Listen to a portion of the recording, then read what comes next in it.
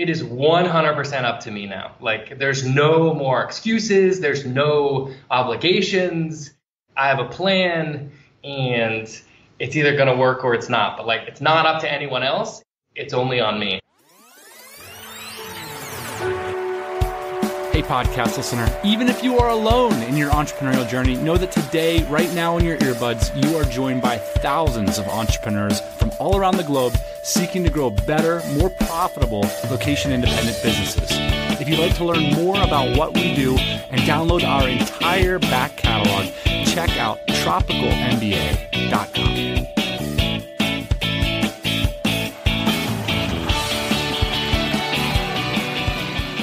You know, it's funny, like we've been doing this like almost 500 episodes and I still have a hard time figuring out how to start.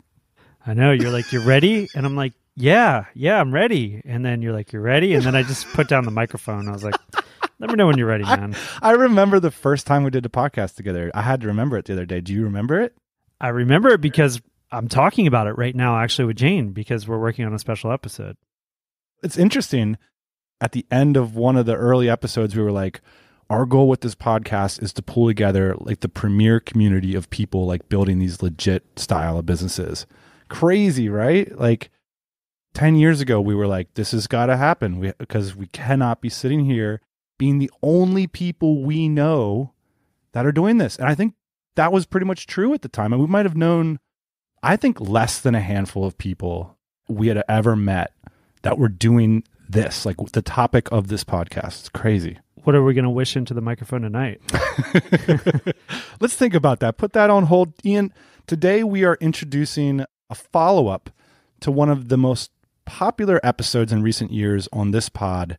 We got so much great feedback from today's guest's first episode, which was called The Saturday Morning Side Hustle. And the theme of it was, you know, what if you do have a job? Is it possible to wake up early on Saturday morning and to build your dream?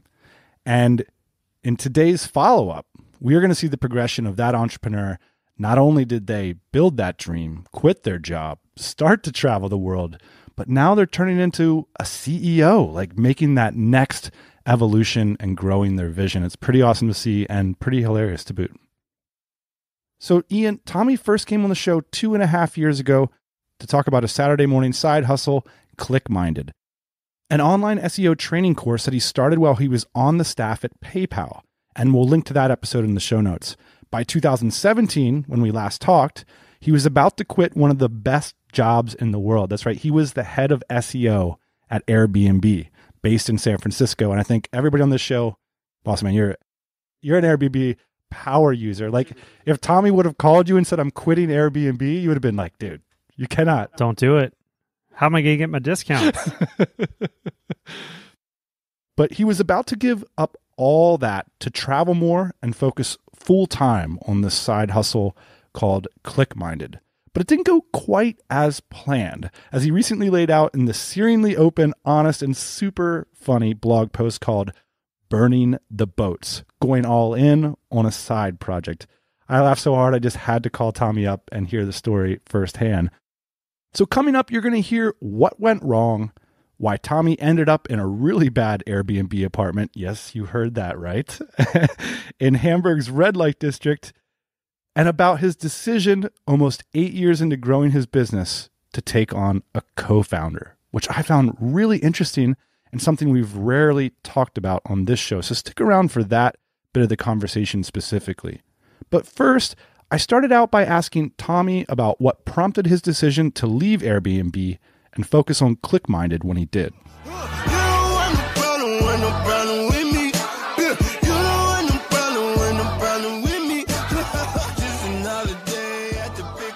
The business became higher than my salary in the third year. The calculation was never like, I have enough to go now. I had enough probably before then, but there were just other things going on in my life that I sort of wanted to check off. The job was actually what kept me there longer. I was over San Francisco long before I left. I don't want to throw the whole city in the garbage, but I was very over it. But it was actually my job and friends that kept me there. There was stock stuff. Once a bunch of projects had finished and kind of the new year came, I had also just turned 30. Maybe that was some weird psychological thing where I was like, all right, pal, what's the plan here? And that's actually really funny. My parents are like the nicest, most supportive people ever. But when I called them about this one, right, had a good job in San Francisco doing all this stuff. And I'm like, hey, I'm going to go full time on my side project and travel for a year or two.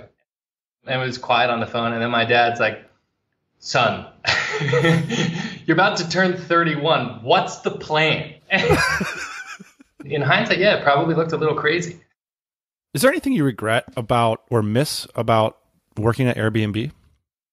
I mean, in terms of a job, I couldn't really ask for more. And yeah, it's really cool to, and my previous job was like this as well, but it's cool to work on stuff. It was one of the largest websites in the world. So when you make changes, you really can't see an impact, right? So that kind of stuff I won't be able to do again. And I do miss that stuff for sure. The other thing too is just being around the most impressive people possible, right? Like so many people, are data scientists, like a master's degree in math and a PhD in physics from MIT, right? Like one of the guys who worked on the internationalization part of the site was a 3-time world Scrabble champion. That will never be replicated in my life. I do miss that stuff, but like I much prefer working on my own business, right? Relative to having the job and sort of being obligated to the calendar. You know what I mean? Yeah. How did it feel that those first few weeks when it was just you? Oh my God. I mean, and I've seen other people write about this. It is so funny how much of your like resting, like idle time is consumed by work. I'm meeting with whoever next week and the thing I got to do by the weekend, and like all this stuff just like sits in your brain and you like artificially think it's important. And then like the minute you leave, you're like, oh my God, like a 10-pound weight off your shoulders is an understatement. It's just like all this, it's not necessarily that you have like a free and clear schedule. It's more that you realize you were being consumed by unbelievably pointless stuff. That has nothing to do with Airbnb. It's just the nature of, a 2,000 person company. It's just the human jigsaw puzzle of meetings and PowerPoints and deliverables and budgets and KPIs and making the shareholders happy. Once it was gone, it was just like, wait a minute, like it's all on me now. Like that's actually what I loved, is like, it is 100% up to me now. Like there's no more excuses. There's no obligations.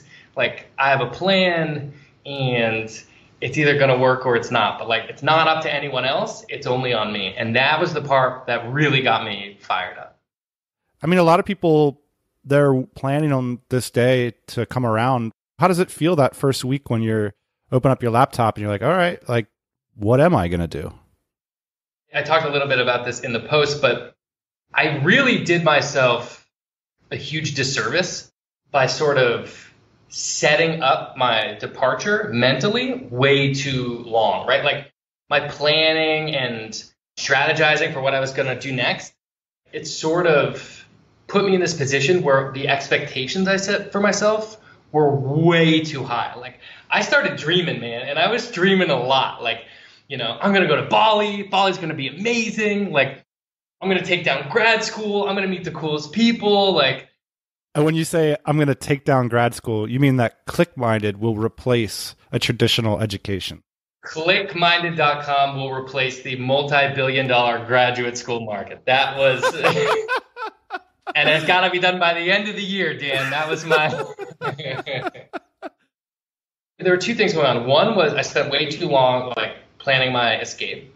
And that whole process actually became addictive, right? Like I loved, sitting down and like, I was listening to your podcast a lot, but working on my business, figuring out where I was going to go and going through this act of like kind of scoffing at San Francisco and being like, I'm so excited to leave. And just every time I did that, like my expectations for what was going to happen kept going up and up and up and up.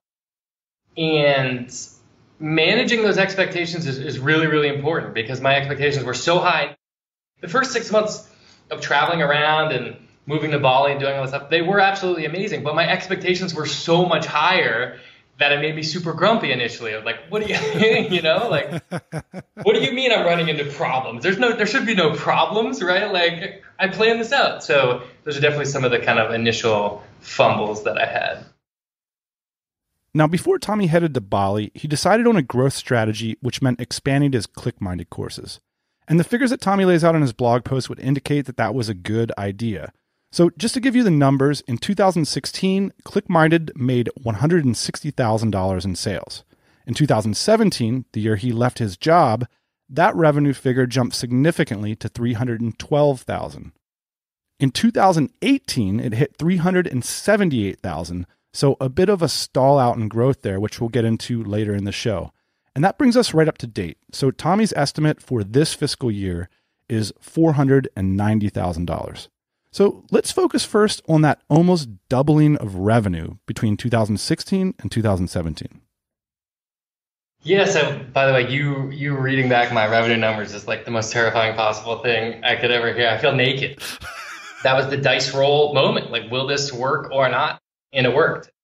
Yeah, so I left Airbnb, went back home, hung out with friends for a little bit, and initially flew to Germany. I had a guy who had helped me film the original course in San Francisco. He had moved back to Hamburg, Germany, and I told him the plan, and he said, I'd love to help, but I'm in Hamburg, so if you want me to help, you got to come here. And so rolled into Hamburg. I booked an Airbnb at the last minute, and I accidentally said, no one believes me when I say this, I accidentally booked it right in the middle of like the red light district in Hamburg. And Airbnb is amazing. Most Airbnbs are amazing.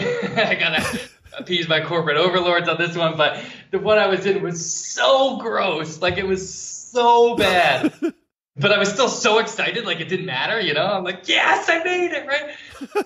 And yeah, the basic plan was like, okay, I have this SEO course, I used it to train up my own teams at PayPal and Airbnb. I want to go full time on it. And the plan was to expand it to a comprehensive digital marketing course. So 7 to 9 topics, go head to head with, these digital marketing boot camps and universities and all these other people. And so went to Hamburg and started to plan out the next phase of the product, basically expanding from it's a digital product, but still basically expanding the number of SKUs from 1 to 7 single-handedly, which was a lot. The first SKU took like 4 years to gestate, and the next one I wanted to create the next 7 I wanted to create in 2 weeks.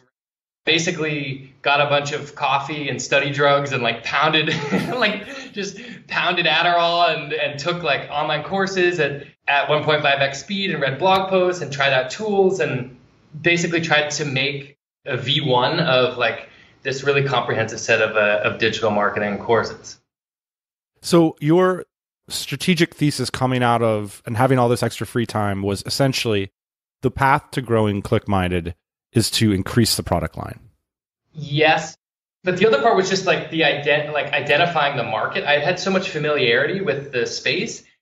The more meta need is that digital marketing is a thing, and there's the formal training for it out there is really, really bad, right? The vast majority of digital marketers, they get into it in one of 2 ways, right?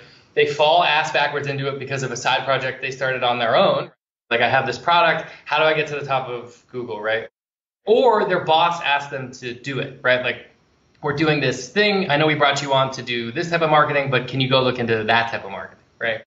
The problem is like, this was the same calculation I made 10 years ago when I got into SEO. I did my first product, I got it ranking number 1, and I asked myself a very simple question.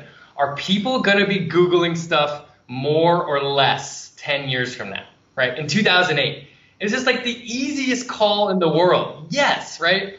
And here we are 10 years later. Of course that was right. Now there's another question. Is the world going to need more digital marketing 10 years from now? Yes or no? It's the easiest call in the world, right? Yes. But here's the problem, right? Like, the apprenticeship model is probably still the best way to go at this time. But right now, there's more than 50 universities in the United States that offer a master's degree in digital marketing. They range from $40,000 to $90,000 a year, and they are garbage. Do I sound passionate about this? The instructors are all, I don't want to be ageist, but the instructors are all 1,000 years old. They use physical textbooks, like physical textbooks. I can't even keep my blog posts updated, right? And these universities, they're lending their brand to these digital marketing degrees, And they're charging dumb kids $50,000 for a completely useless degree. So the idea is people are going to need to learn digital marketing. We should expand this. And that was sort of that's been the hypothesis to date. You point out a lot of challenges to this, though. I mean, aside from the travel thing, you do a really cool comparison that's funny, but illuminating too. Something that I speak a lot about with entrepreneurs is you compared yourself with a Panda Express restaurant manager, which is a fast food Chinese takeout company in America. And you're basically like, man, I'm kind of trending along with the restaurant manager. What inspired you to do this comparison, and what's illuminating about it to you? Yeah, in another life, I would have managed a Panda Express for sure. No, I just actually, it was funny. I was walking past the Panda Express and I saw in the window, like, now hiring managers paying $65,000 a year. And I was like, are you kidding me? Like, I have to grind out every dollar I earn, and these guys are making a cool 65. And so I looked at the numbers, and it was true. It is so much easier to manage a Panda Express than start your own business. I'll tell you that right now. I know you guys are probably thinking about this stuff a lot now with Dynamite Jobs. Ian, while I got you roped into the office here, on the script it says, cut in with a quick reminder of what Dynamite Jobs is about. But I'll give you a minute. 60 seconds. We've already been talking 10. Let's go. 50. Yeah, we're down to 48. Dynamite Jobs. It's what we've been doing all week, man. And I think Tommy's right. The biggest opportunity is for people to change their lives, not necessarily for people to become entrepreneurs. Something we've talked about on the show for several years now is like entrepreneurs. But one of the things that we've realized of the last couple of years through this podcast is that there's a lot of people that just don't want to become entrepreneurs, but they do want to change their lives. There is this churn and turnover that I think Tommy's pointing to that doesn't show up on shows like this, which is so much of the reason we wanted to start like this service that helps people find great jobs, that we realized that the answer, hey, if you want these sorts of things in your life, become an entrepreneur, that answer wasn't satisfying to the vast majority of people. Because it's like the hardest thing you can do. But it's much easier to get a job, right? Especially if you're working for an entrepreneur and you're able to travel and do all these cool things. And what's better is if you want to become an entrepreneur, the best thing to do is like get an entrepreneurial job. So that's Dynamite Jobs. I'm glad we cut in to do this. All right. We're definitely over. And we're over. The juice is not always worth the squeeze. There's such a survivorship bias with this stuff. The only people that post blog posts are the ones that make it. And the vast majority of the time, it's a really risky move. It took me 3 years to net more in revenue on my business than it would have getting a job managing a Panda Express in Southern California at $65,000 a year. And yeah, the point is, it's just not a lock. Like, it just feels like a lock because everyone's just always tweeting and blogging about them exiting and how much money they've gotten and how much venture capital money they've raised. The hardest part about starting an online business is getting someone to pay you. Like, it sounds like the simplest, dumbest, most obvious thing, but it is so hard to get someone to pay you. And people don't really understand that. And I think that the stuff you guys are doing with Dynamite Jobs will be very interesting, especially for people who on their checklist, on their like life priority checklist, if like freedom and travel is higher than the money. And sometimes even the money is better with the remote job because there's less risk. But like if freedom and travel stuff is sort of higher on your to-do list, it is so much easier to work for an awesome company you love, that you believe in, that lets you work remotely, right? And that was just sort of the contrast that I was trying to draw with the Panda Express thing, was that even though I felt like I was succeeding, you know, I looked at it over a 3-year timeline, and like a normal standard job that doesn't even require a college degree would have made more revenue than me even after 3 years of quote unquote making it. When you have a career, sometimes you can be blinded to the forces around you that the company's dealing with on your behalf. So you've coined a technical term called overhyped shithead. According to Tommy, an overhyped shithead is somebody who's presenting themselves as an expert in order to sell things, but actually their knowledge has regressed. Can you talk a little bit about this in your context? How did you become an overhyped shithead? It's a very technical term. When you work in Silicon Valley companies, this is probably relevant to other industries as well, but I don't have the experience. The funniest way to figure out whether or not you're an overhyped shithead is when you go to these conferences, right? If you go to conferences and you have the badge, and for 6 years, once or twice a year, I would go to some internet marketing conference or wherever it was, and it says Tommy Griffith PayPal or Tommy Griffith Airbnb, and all of a sudden everybody loves you and you're the coolest guy in the school, and you're like, you didn't deserve any of it, but you take the brand and people assume everything they've heard about the brand. They've heard it before. PayPal might not be as good of an example because a lot of people don't like PayPal, but people hear about the brand and they sort of falsely give you this credibility, right? So for 6 years, I walked around being like, oh, I'm the man. I'm kind of the man. And the reality is the vast majority of the stuff I was working on was stuff that's very specific to the company, right? So, talking to the designers about why that particular change won't work for that particular type of product, or talking to these people about budget stuff. It's just like very internal politics stuff. But when you go out in the real world, and for me, that was sitting in a tiny, dimly lit co-working space in Hamburg, Germany, cracked out on Adderall and like creating the next version of my product, I'm looking at the universe and I'm like, wow, all these other people that I've never heard of are like way better at this than me. It's the skin in the game kind of stuff. Like they have to make it work. And I got to sit back and coast on these big monolithic brands for a while. And I suddenly realized, oh my God, I'm an overhyped shithead.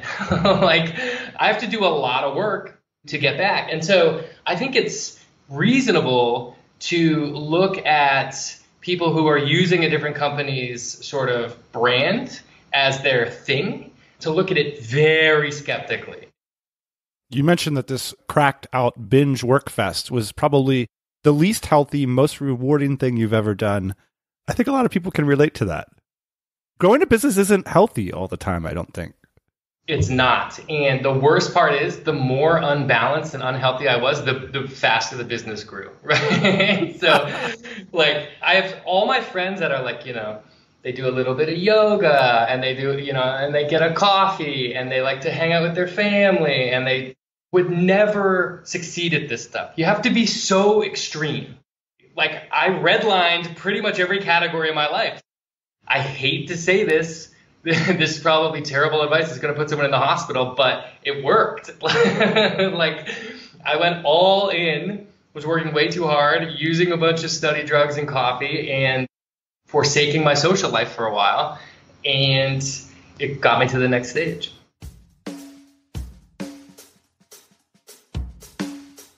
This week's show is sponsored by, wait for it, the Dynamite Circle, or the DC. Yes, often mentioned on the show, but rarely explained. So give me a minute to walk through some of the highlights. The DC has been around for over 8 years and is a private community for established entrepreneurs. There is an application process. It's not super intimidating, but we want to get entrepreneurs in there that are the right fit. And that's not because we're elitist or swanky. It's just to make sure that every member has skin in the game, because first and foremost, the DC is a community of peers. So unfortunately, it's not for beginners, but that's why we built Dynamite Jobs. Head on over there if you're just getting started out.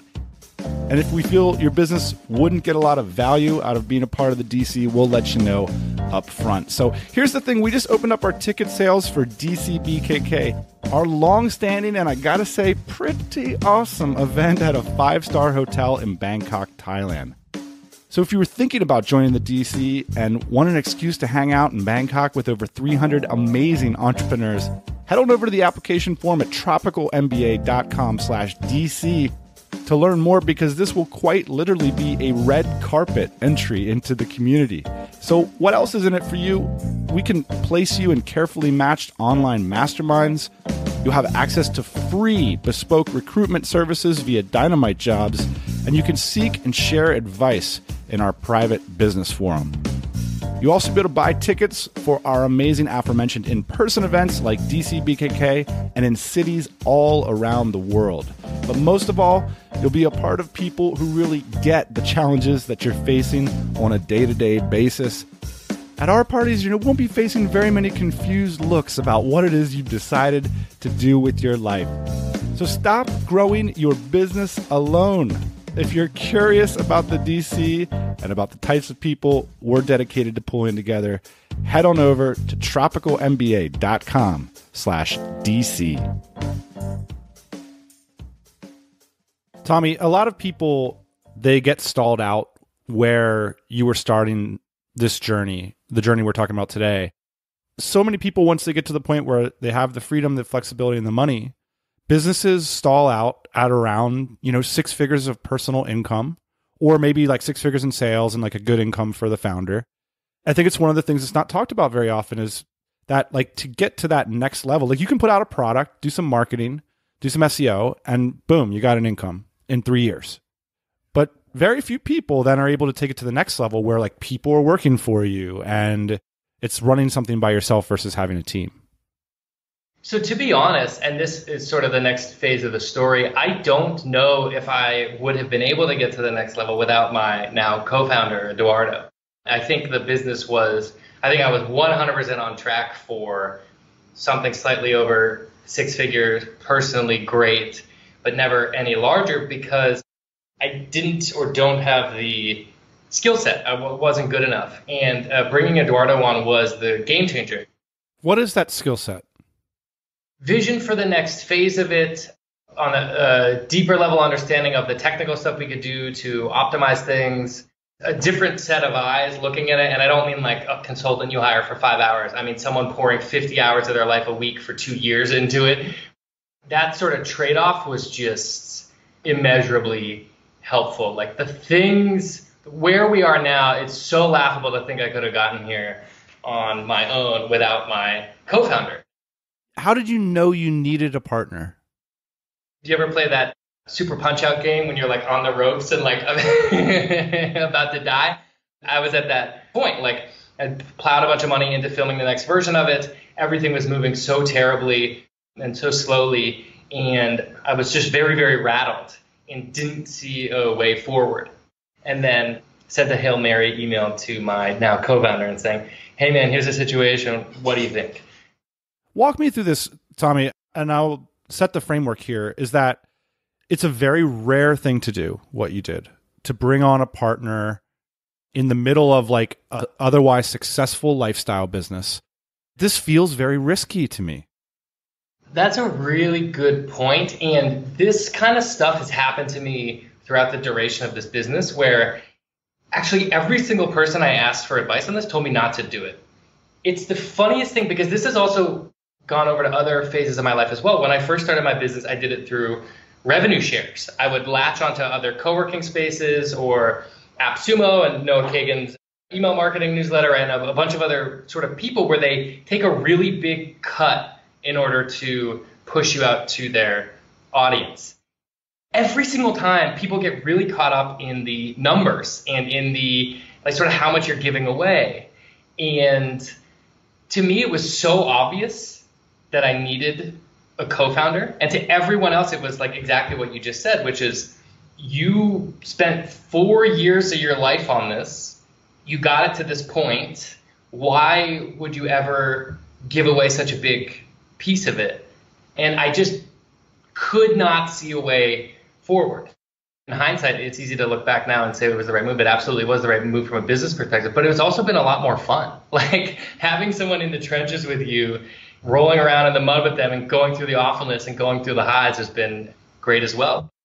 It just simply wouldn't have moved forward if I hadn't brought him on board.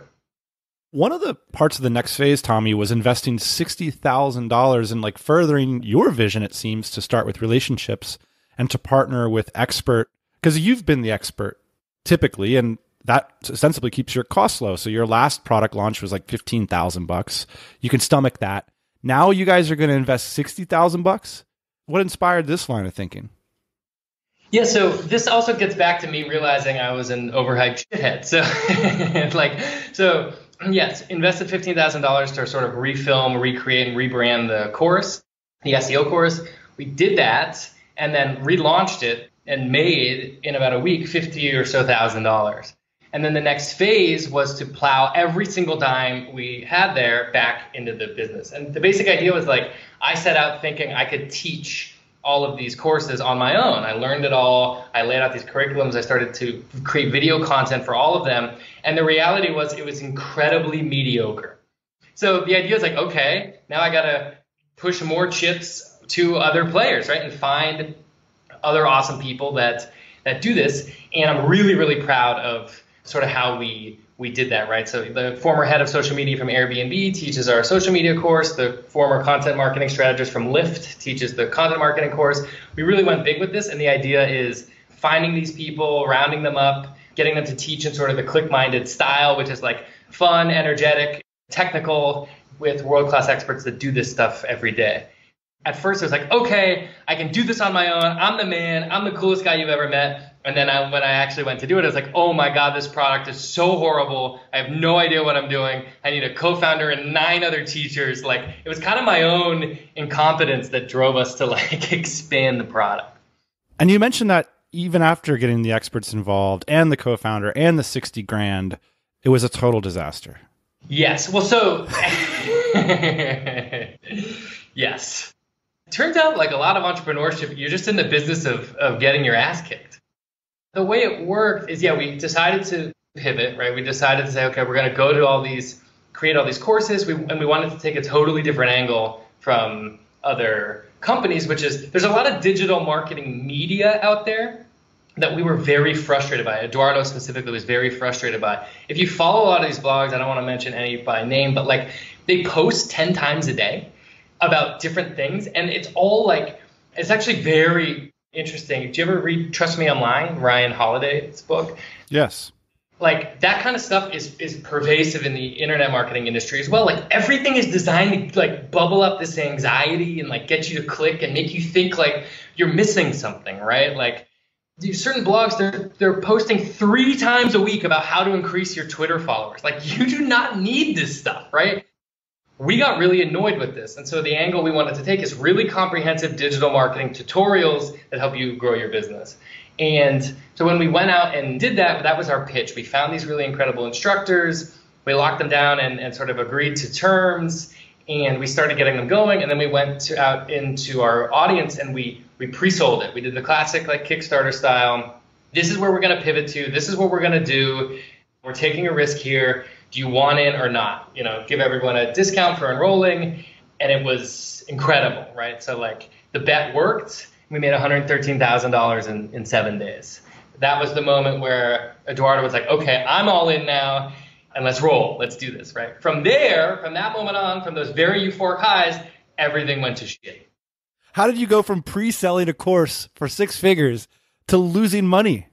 I'm a real genius, Dan. I'm the smartest guy I know. So once we pre-sold it, it was like, oh, okay, we gotta do this now, right? Like people believed in the vision, like people are all in and they trust us. We got to make this awesome. We had to hire 5 people. We had to create this brand new product that we'd hyped up. We had to get all the other instructors' courses finished. We had problems with 2 instructors, right, that we couldn't work with anymore, that we had to replace. Like every single possible behind the scenes product that I didn't actually even mention in that post, every possible problem you could think of happened. And then once we launched, we kind of went out to the next phase of marketing and just every hypothesis we had was wrong, right? Like there were problems with the courses. We tried to sell it on like a long-term webinar summit and it didn't work. We made a bunch of structural changes to the site. There were a lot of growing pains. We started losing traffic. My overhead was like 3 times higher. Expenses were way up. Revenue was way down. And the business was just on track to fail. And one of the interesting things you point out, you have a clever term for it. You said taking vitamins while bleeding, that now you got this new co-founder involved. He's expensive. You lost this money. And now all of a sudden, this guy disagrees with you on what you should be doing. Eduardo's coming with a different vision for how you should respond to the challenges. In hindsight, it's easier to point this out in hindsight, but the big good call that we made was like, Eduardo is more. So I have certain stuff I'm good at, right? I'm sort of the face. I'm sort of the media guy. I do a lot of our webinars and our content. I'm the monkey they bring out on stage to dance for everyone, right? That's the stuff that I do. But I'm more of a specialist, right? I have this one sort of vertical I've been working on for 10 years, which is SEO. But Eduardo's just really good at everything. And he's also our customer avatar. He is the guy that we're selling to, right? Like, he's the guy that's very annoyed with the digital marketing media industry. He's the guy who really wants the comprehensive tutorials.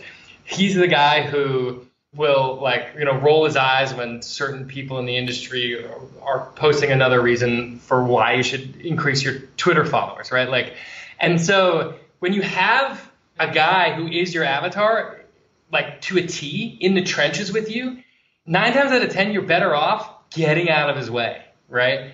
And I will say, although this whole episode is probably going to be mostly about like throwing myself under the bus and talking about what a dummy I was, I think the one thing I was really good at was finding really, really smart people and just getting out of their way. And that's what it was with Eduardo. You know, he said, hey, look, like, we're going to create a bunch of this really comprehensive digital marketing content, but we can lay this out for users at the right place and right time and set up a lot of automations that make it really, really helpful. We need to do this. And all the stuff I wanted to do was like the super basic, like 101 stuff, right? Like, make the button green instead of red, right? And like, we got to say buy now instead of enroll now, right? Like, pretty dumb stuff, but like, it's just more of the stuff that I'm sort of used to. And I guess for looking from the outside, you could say, okay, yeah, I founded the business, I spent 4 years on it, and now I'm pushing a bunch of chips over to his corner and letting him wrestle the roadmap away from me. But I will say, I guess I was humble enough to realize he was a better fit to lead the charge. And I know that's kind of a faux pas in the entrepreneurship world, is that the founder's supposed to lead the way, right? But that wasn't the case with us.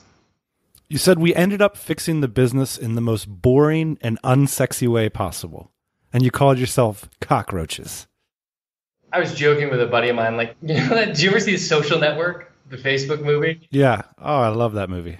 The dude playing Mark Zuckerberg, he like suddenly comes to this epiphany that he sees someone like dating someone else, and he runs back to his dorm room and he adds the in a relationship button to Facebook, and it's this like turning point in the business or something like that, right? Like, you always think it's going to be like that, some dramatic moment, right, where something happened. And it's just never true. Like, the way we fixed the business was so boring. We set up Google Sheets. We listed out in a spreadsheet everything we thought that we needed to do to increase revenue, everything we thought that was hurting revenue. We prioritized them, and we just hammered them one by one by one by one. Like, you know how you say, like, I've heard you say this multiple times, people come to you and they say, I want to create a digital nomad documentary, and you always reply with no, because that would be the most boring thing possible. Like, you are 100% right. Like, the business was fixed because we quietly worked in Google Sheets for 4 months. Like, where's that scene in the documentary? You know? Like, it was so boring. We just sort of organized everything. Eduardo went on his rampage of automating everything, and we went line by line, hammering everything one by one. The wins started to compound, and eventually the business took off. One of the things you mentioned that I thought was interesting through this journey is that you learned that a lot of entrepreneurs conflate their own self-worth with their business. Can you describe what you mean by that? When you just are working on this every day and you think about this stuff every day, you just have no choice but to be obsessed with it. And I would actually argue that you're much more likely to succeed if you're obsessed with it and you're obsessed kind of with yourself. But what I found, especially with people traveling around working on their businesses, first of all, I love people in this space that are working on their own thing, working on their own projects. They resonate with me a lot. Like, I love talking with them about it. There's so many people who are not at all interested in starting a business. And when I would engage in these conversations with them and try to have objective, literal conversations about, you know, product market fit and revenue and hiring and all that stuff, the entire conversation would fall apart, and it would sometimes get hostile. And I would accidentally be an asshole. And the reason why, I think, is because, you know, entrepreneurship is sexy now, startups are sexy now, and a lot of people want to do this stuff. But the vast majority of people I met, they're not actually interested in trying to start a business and capture market share and all these other things. They're trying to give more meaning to their life. They're trying to do something to, you know, impress their parents or impress their girlfriend or boyfriend or get back at their friends. Like, these incredibly, like, emotional, weird human sort of things that are driving them. It's not about, penetrating the market or like anything like that. That's a huge conflict when you go in and you're like trying to actually like talk about where they should price their product, and they don't care at all. And so, yeah, I found like I personally was really into my own stuff, but whenever I would talk with other people, like I found that they weren't necessarily trying to create a massive business and sort of make it. I found that they were more interested in doing something that was meaningful to them and doing something that like they could be proud of. You mentioned that you've had to philosophically reinvent yourself through this period of focusing full-time on your business and scaling it up in a major way. Yeah, I listed out in the post like my kind of 3 like religious resources: the book Sapiens, Naval Ravikant's Twitter feed, and Rick and Morty, the TV show. All great sort of resources for figuring out why the hell we're here and what this is all for. Why is that relevant to what you're doing with your business?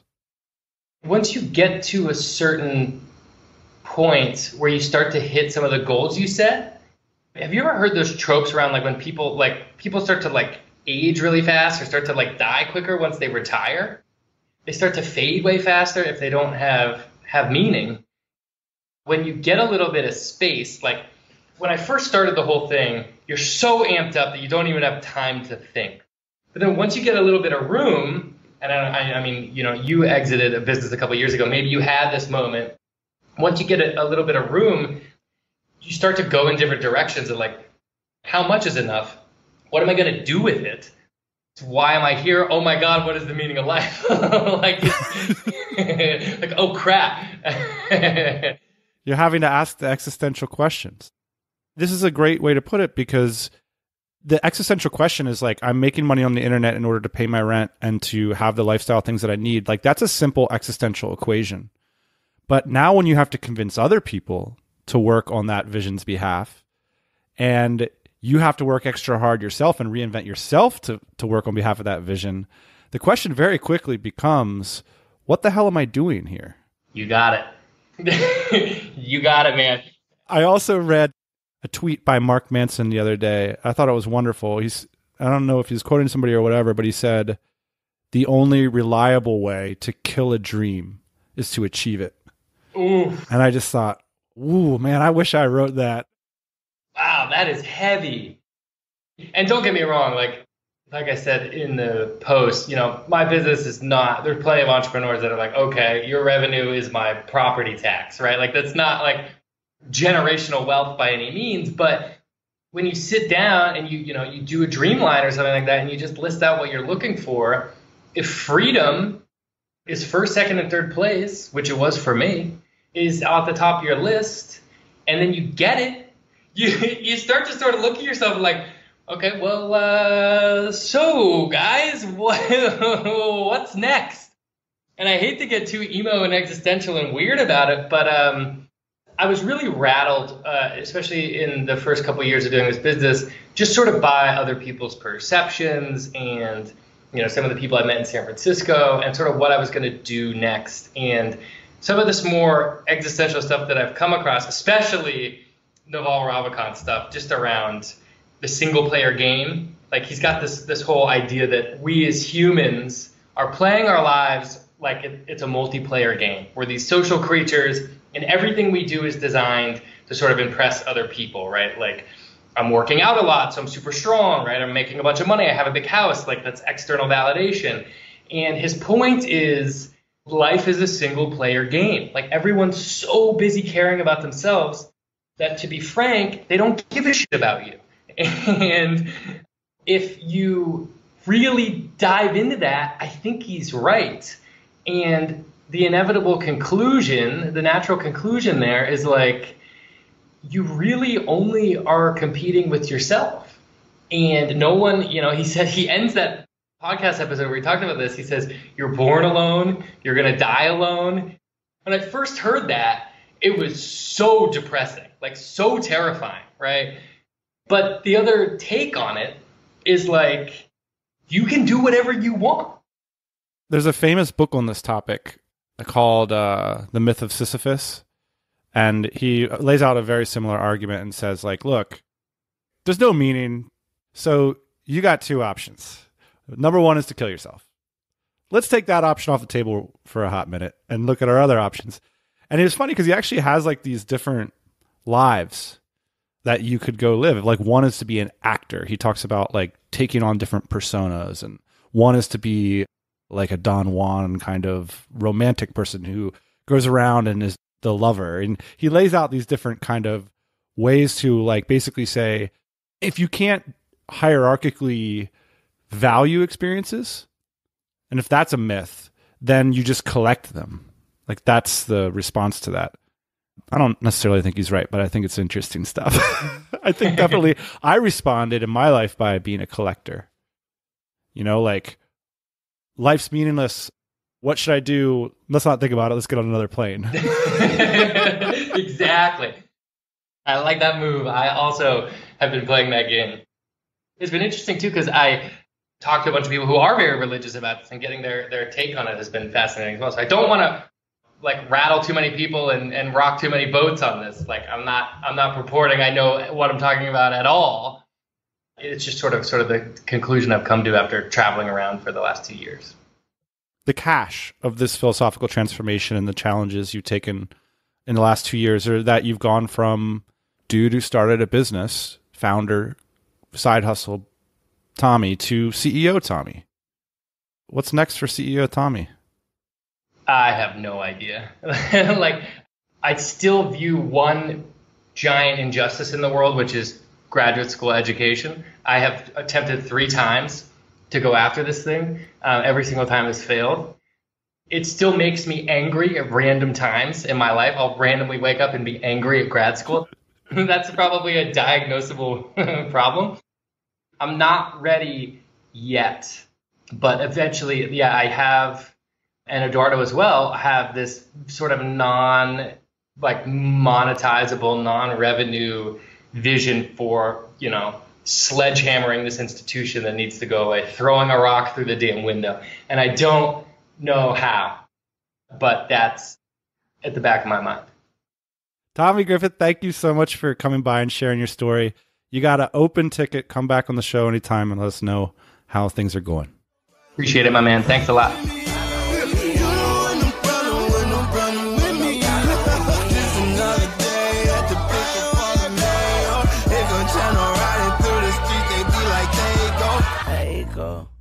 A big shout to Tommy for coming by the show.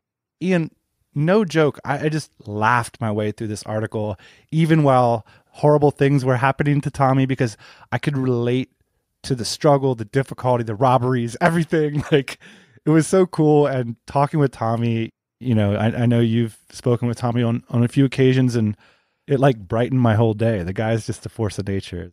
He is a total force of nature. And you know what I want to hear about next time you interview Tommy, Dan? Or next time we talk to Tommy?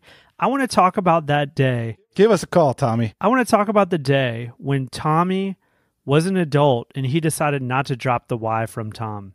Because that day, I mean, that's a pivotal point in a man's life.